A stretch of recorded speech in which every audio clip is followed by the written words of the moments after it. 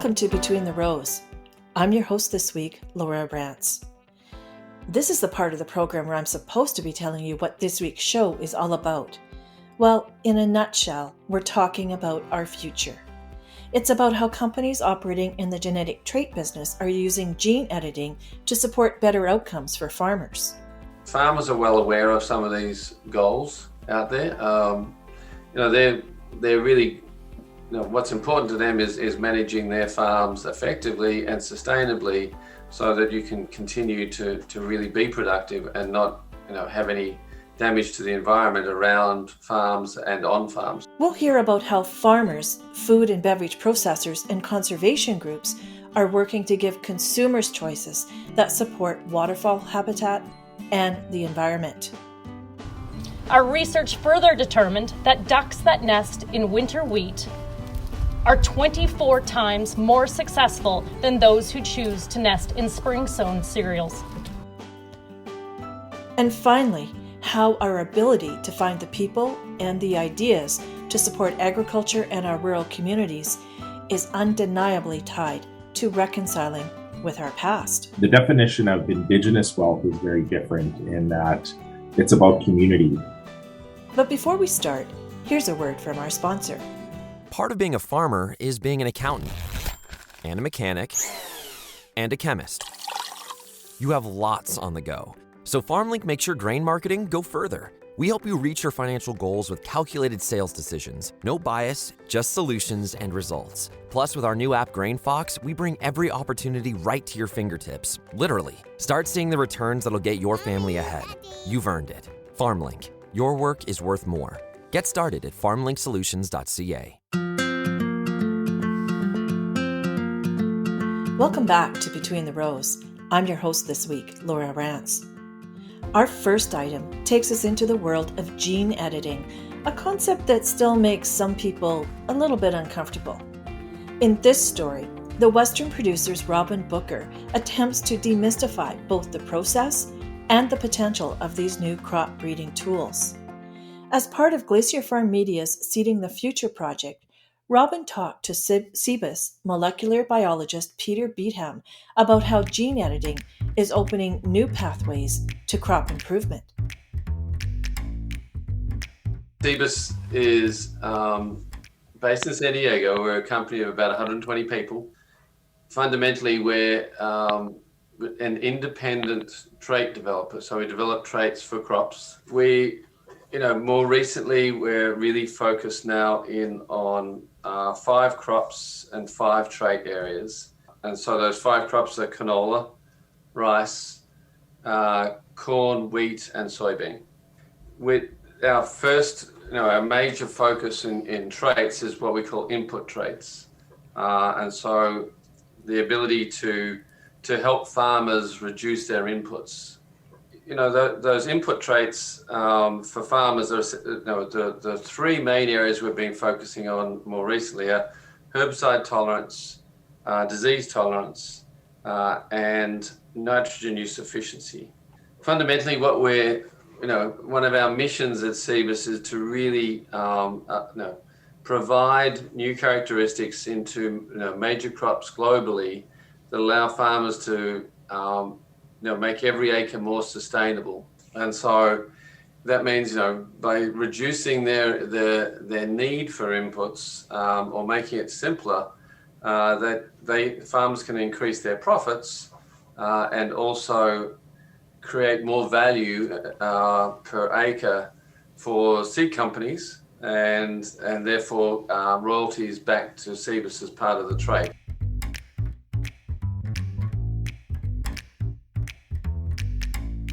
Saskatoon's the centre of canola in Canada, and so our first foray as a company was in canola.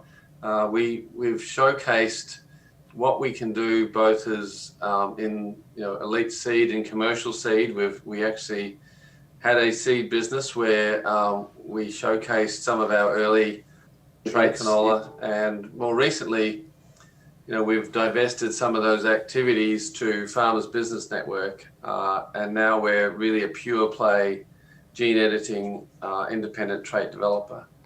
So when you look at the rapid trait development system, Robin, it's a family of technologies. It's not just one technology. We have been around for a number of years, and we've been building the infrastructure both in the lab and the greenhouses and then now to the field as well, to really show that we can truly make edits in genes in major crops.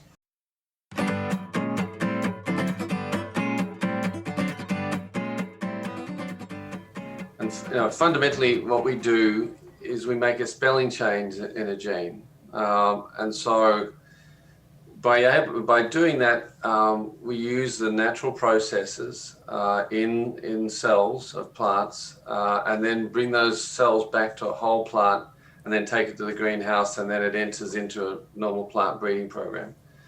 So it's the outcome is indistinguishable from what can occur in nature.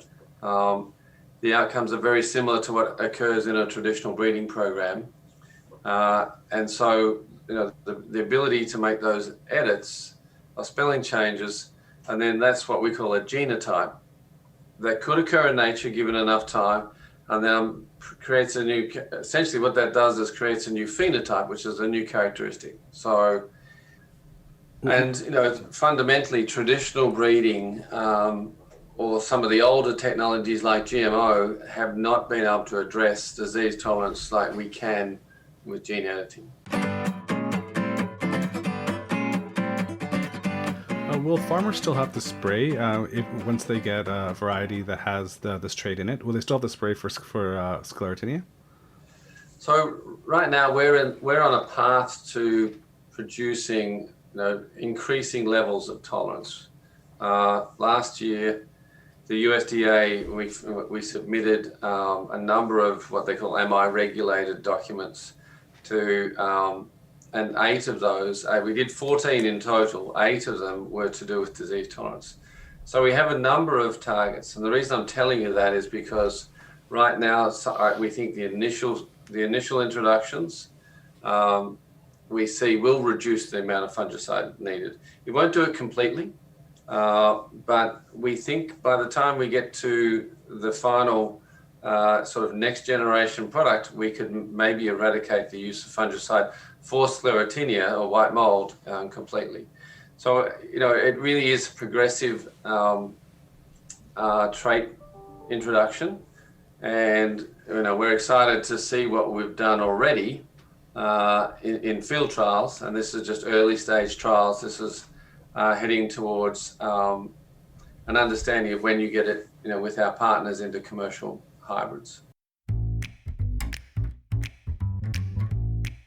Do you have any time frame on when that might happen, of when this trait might be available for farmers? We're looking, we're probably still 4 years away around. I would say, at best, sort of, we'll have more trials this year, and then one part of this is getting variety registration in Canada. So that takes a couple of years. So it's that 3 to 4 year time frame. We'll know exactly when we launch. Okay. Are there any other traits that you're working on in canola, and for what? I guess what's your goal with them? So we've got a number of traits in canola. Right now, the initial work we did using a very early technology. We had herbicide tolerance.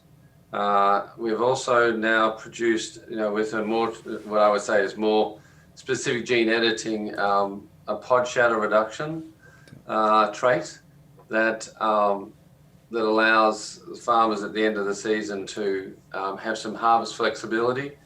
And so the pods on the canola plant don't shatter at harvest.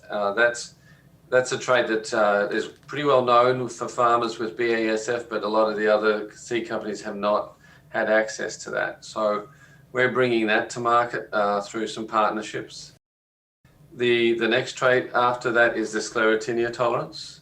And then the trait beyond that is another specific herbicide tolerance. when we think about the constraints of farming, as well as the disease, controlling weeds is a big part of, particularly in broad acre agriculture.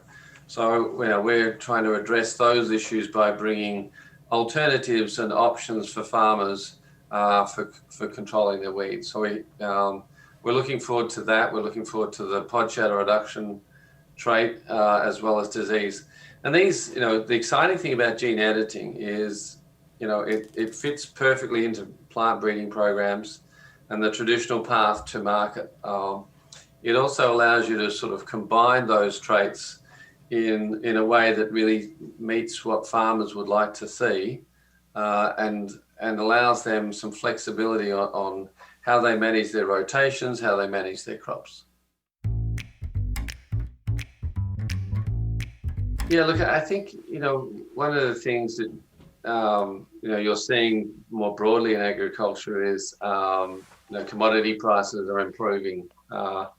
Farmers, I think, are looking to make every acre more productive. They're also, really cognizant of keeping farming sustainable.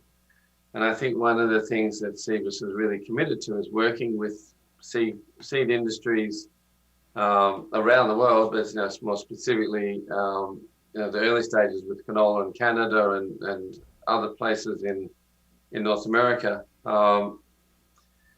to really provide the ability to farmers to limit their inputs and therefore have less impact on the environment.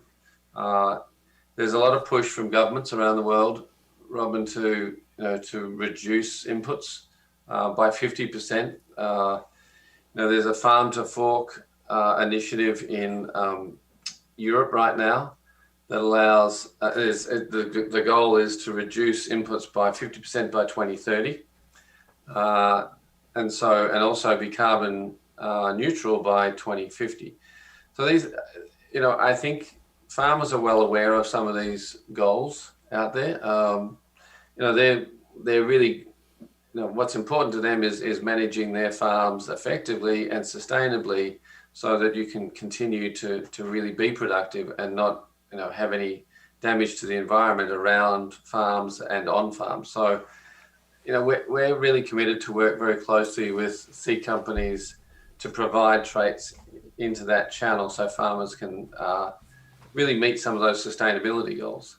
So I just recently did a story on peas and lentils here in Saskatchewan, and they're having a really tough time with Aphanomyces. Might there be a role for this kind of technology to help peas and lentils get some tolerance or resistance to that disease? Yeah, look, one of the things that's really exciting about gene editing is once you understand some of the targets in one crop, they're very, in a lot of cases, it's very transferable. So there's a transformational synergy between crops. So, the various targets that I talked about before that we've looked at, we do see the ability to look at the same sorts of targets in other crops and then affect, in a positive way, tolerance to other diseases. White mold is a good example because it's actually, it infects a lot of different crops. It is in legumes. So that's in peas and soybean, and so that's an example of where we know we can use gene editing to be broader application across crops and therefore attack different diseases within those crops. So that's a long answer to say yes, but it gives you a little bit of understanding of why we see it as transferable. It's an exciting time for ag and ag tech with a lot of new technologies, and I think gene editing is going to be a major player, in canola in Canada and other places around the world. That was Robin Booker of the Western Producer talking to Peter Beetham of Cibus. If you're interested in learning more about our Seeding the Future multimedia project, you can view it online by doing a Google search for Glacier FarmMedia Seeding the Future. You'll find stories, podcast interviews, videos, and animations that explore a wide variety of topics related to how we're protecting, managing, and developing our genetic resources.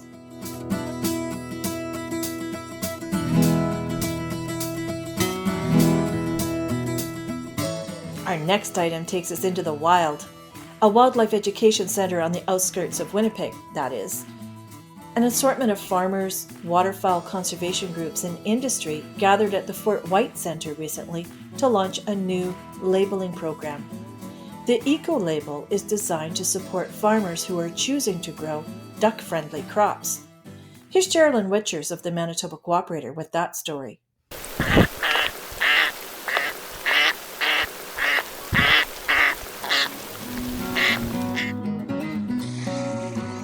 Can a label on a bag of flour or a bottle of vodka boost the duck population? A new habitat-friendly winter wheat eco-label aims to try. Winter wheat makes ideal habitat for the northern pin-tailed duck, which prefers to nest in cropland. Carly Reimer is a communications specialist with Ducks Unlimited Canada. In the 1970s, we noticed populations of a duck species called the northern pintail were declining, mainly due to habitat loss. We decided to study these beautiful birds and found that unlike most waterfowl that need grasslands, pintails will choose cropland and field stubble to nest and raise their young. Our research further determined that ducks that nest in winter wheat are 24 times more successful than those who choose to nest in spring-sown cereals. This is because that field operations on farms are greatly reduced during peak nesting periods in the spring due to the fall-seeded nature of winter wheat.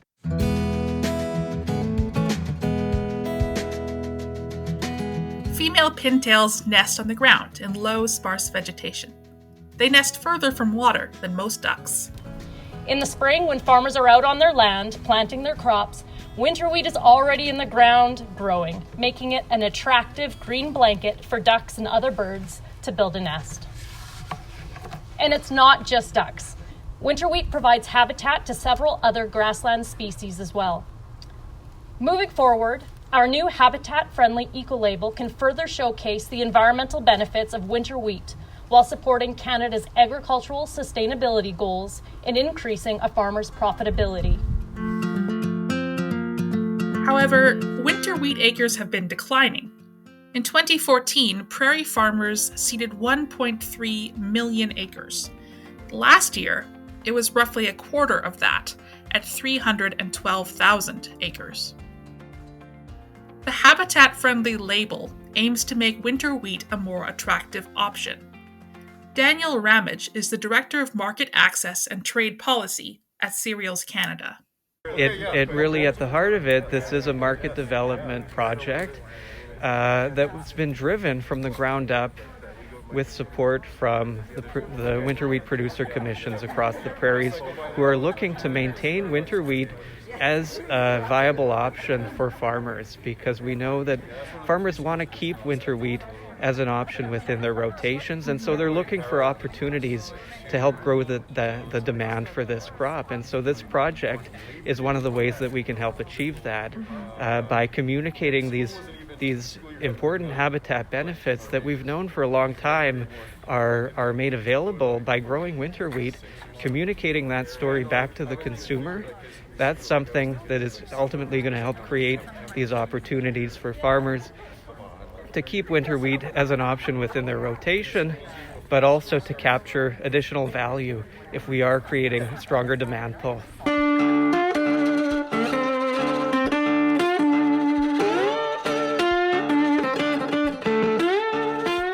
The project is working with two companies so far: specialty miller Les Moulins de Solange and distiller Beam Suntory.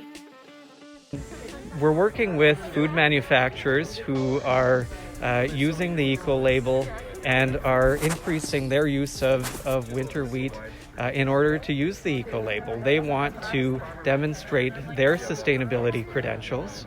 And so by using winter wheat and using this eco-label, that's one way they can achieve that. And so ultimately, with that increase in demand for winter wheat, that can transfer back to the farmer, that can create more value and more benefits for farmers who are growing winter wheat. It's giving them options and places where they can sell this crop beyond, the usual destinations for winter wheat. Eco-label certification confirms the product uses Canadian Western Red Winter Class wheat. It does not carry a premium for farmers. The project is betting that food processors will take up the habitat-friendly label and thus boost demand. As farmers fill demand, pintail ducks may find more friendly fields to build their nests.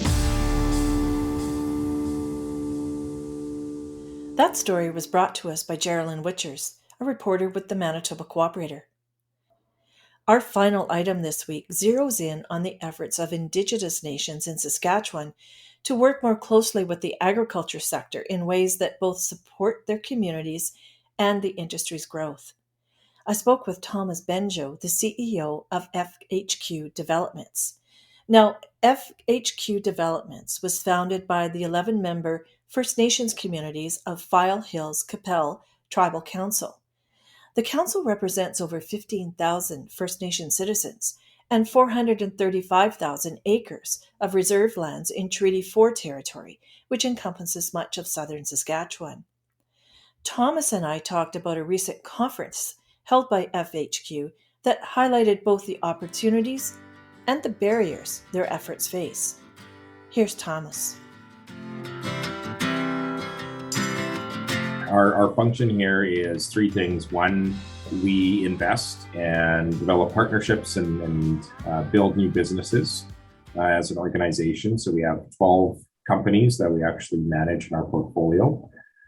We have an economic development function, which is how we build the Indigenous business ecosystem around the success that we have in our businesses, and how are we bringing our nations and our citizen entrepreneurs along on the journey with us. And then the third piece is our Tokata HR Solutions, which focuses on Indigenous careers. Either that's through building careers with us in our companies, or with some of the organizations that we're putting talent to work. And we also do HR consulting as well. So all of those pieces together creates a bit of a lot more impact in our communities in terms of economic impact and social impact, because our reach is much further than just looking at the bottom line.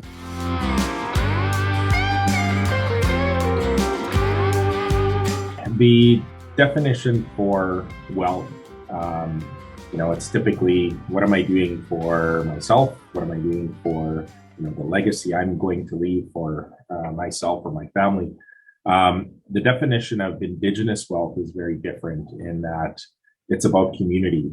So how are we improving the community? How are we leaving things sustainable for future generations? How are we making this better for livelihood that is going to be built off of the success we have in business?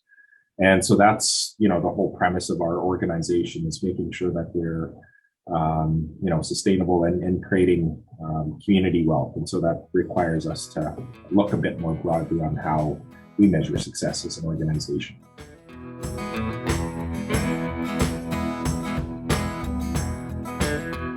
What we are trying to hit home here is that there are so many more opportunities in the ag industry than, just looking at the opportunities we have, in our history as Indigenous businesses. So I think typically we're involved in, more on the producer side of things. So we're raising cattle, we're growing crops, but now the opportunity at hand, and especially in our backyard in southern Saskatchewan, is we have a protein supercluster. We have quite a number of new protein crushing plants that are coming in, and there's this amazing wave of ag tech that is happening that we need to be a part of. So it's exposing our nations to those opportunities, but also those organizations that are growing around us, these businesses in the ag industry, to think about their future, think about what does the future talent of their organization, what does the future supply chain of their organizations look like?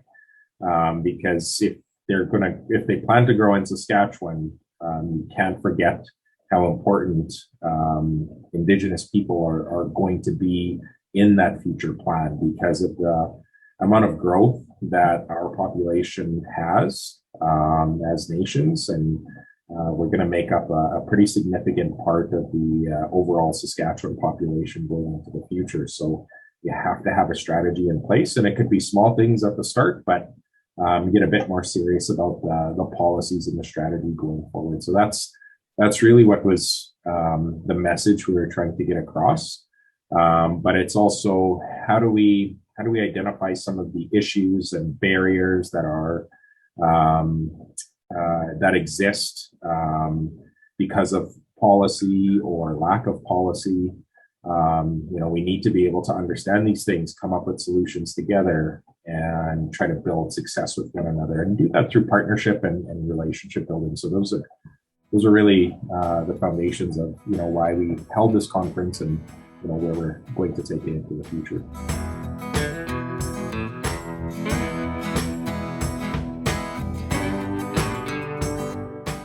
The Indian Act is probably one of the biggest biggest policy barriers that our nations would face, because it doesn't allow for security to be taken on any Indigenous property on reserve. And so, you look at the basis of any loan, it's, leveraging assets and, leveraging land to be able to access capital, right, for loans. So, if a bank can't take security on those assets, well, chances are they're likely not going to lend to you. So, we have to work through some of those issues, but also, just make sure that our nations are aware, when do these businesses make sense to be on reserve, and when do these businesses make sense to be off reserve and on fee simple land, where we can leverage the assets and use those for the capital that we need for our companies and for the growth. So I think there was a number of things that were discussed, I think, from the financial panel, and I know, in discussions leading up to the panel, I did, let our financial panel know that, there are things that we need to start considering, from a policy perspective, not only as financial institutions, but as government. Maybe we create a loan loss fund that, can help backstop some of the lending that may happen. I'm a former commercial banker, and I know the numbers in terms of, what loan losses actually look like for Indigenous communities. And, you'd be quite surprised to learn that, Indigenous lending is actually has the least amount of loan loss than any other industry. So, there's always this stigma of putting out capital, not being able to get your returns, or, be able to have any control over that funding. But at the end of the day, those little risks that have been taken have actually gone a long way for Indigenous communities. So, we got to change the way we risk profile, I guess, in Indigenous investment. And I think once we do that, and perhaps have some backstop opportunities with government, I mean, that's what a lot of industries have been based on anyways. So why not do that for Indigenous communities as well? And I think, that will solve our access to capital issues. But it's going to take a lot of people to change, and a lot of policies to change for that to happen.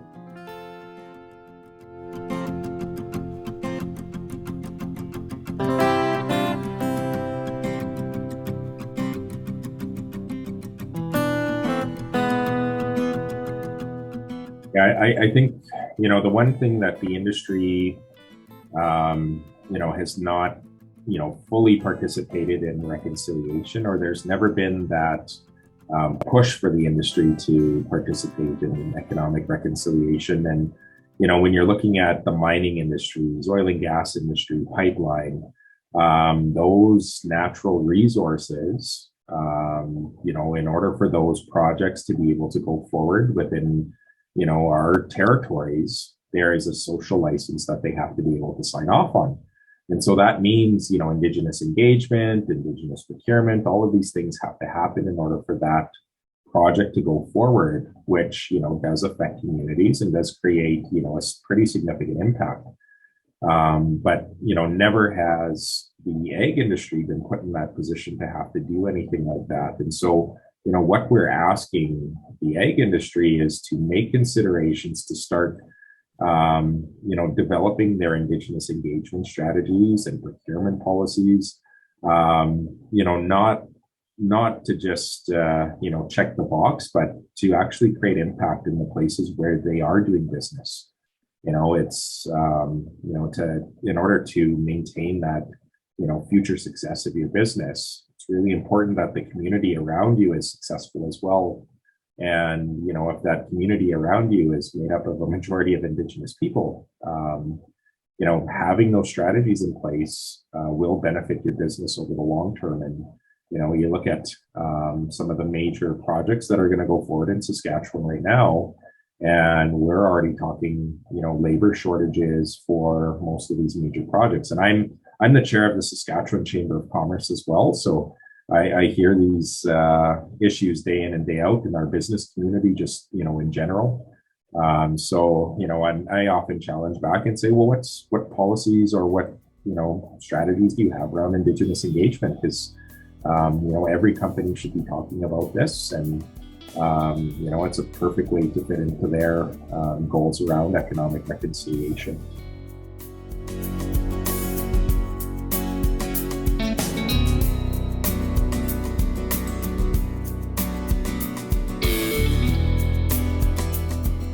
That was Thomas Benjo, the Chief Executive Officer of FHQ Developments based in Regina. You can learn more about the reconciliation process as it relates to agriculture in rural Canada by checking out our Truth and Reconciliation page.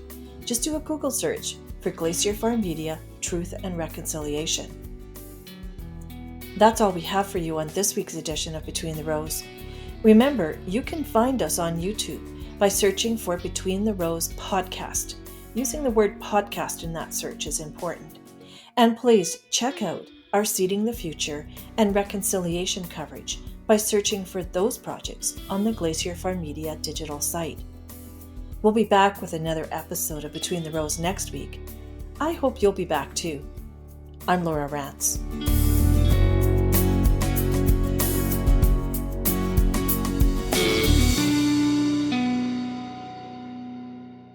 Part of being a farmer is being an accountant, and a mechanic, and a chemist. You have lots on the go. So FarmLink makes your grain marketing go further. We help you reach your financial goals with calculated sales decisions. No bias, just solutions and results. Plus, with our new app GrainFox, we bring every opportunity right to your fingertips. Literally. Start seeing the returns that'll get your family ahead. You've earned it. FarmLink. Your work is worth more. Get started at farmlinksolutions.ca.